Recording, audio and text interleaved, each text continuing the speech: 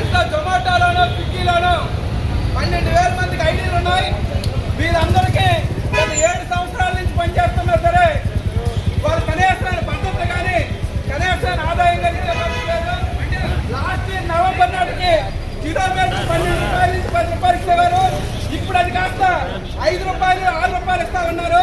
అంటే గతం last year కంటే ఇప్పుడు ధరలు పెరిగాయా తగ్గాయని చెప్పేసి అడగదలుచుకున్నా. లాస్ట్ ఇయర్ ధరల కంటే ఇప్పుడు ధరలు పెరిగాయి. జీవన ప్రమాణాల ఖర్చులు పెరిగాయి. కానీ ఈరోజు స్విగ్గీ వాళ్ళకి జొమాటోలకి ఇచ్చే ఆదాయాన్ని తగ్గిస్తా ఉన్నారు. చివరికి ఢిల్లీ హైకోర్టు జోక్యం చేసుకొని మినిమం ఆదాయాన్ని ఇవ్వాలని చెప్పింది. కానీ ఈరోజు మినిమం ఆదాయం ఇవ్వడానికి ఈరోజు వెనకాడుతూ ఉన్నారు. కనీసం ఈరోజు గతంలో ఇచ్చేటట్టు ఈరోజు ఇన్సెంటివ్ ఇవ్వమని అడుగుతా ఉన్నాం. ఎప్పటికీ ఆదాయం గుంటూరు జిల్లాలో అక్కడ ఎవరో ఎన్ని గంటలు పనిచేసినా వాళ్ళు 18 ఆర్డర్లు ఇస్తే ఈరోజు 375 రూపాయలు ఇన్సెంటివ్ ఇస్తారు. మరి ఇక్కడ మాత్రం ఆ రకంగా ఎవరు రోజు కూడా ఇస్తారంట. పక్కనే ఉన్న శ్రీకాకుళంలో ఒక ఆర్డర్ 40 రూపాయలు ఇస్తారు, ఇక్కడ 20 రూపాయలు ఇస్తారంట. అంటే శ్రీకాకుళం కంటే ఇక్కడ అడుగుతుందంటే ఎప్పటికైనా కరెక్ట్గా చెప్పున్నాం, లాభం కమిషన్ చెప్పున్నాం. వీరందరూ చెప్పినా సరే కనీసం స్విగ్గీ జొమాటో వాళ్ళు మాట్లాడలేదు, సమస్య పరిష్కారం చేయట్లేదు. అందుకని చెప్పేసి మేము స్థాయికి శాంతియుతంగా చేస్తా ఉన్నాం.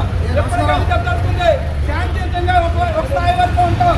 ఒక స్థాయి దాటిన తర్వాత శాంతియుతం కాదు, రోడ్లకు వస్తుంది.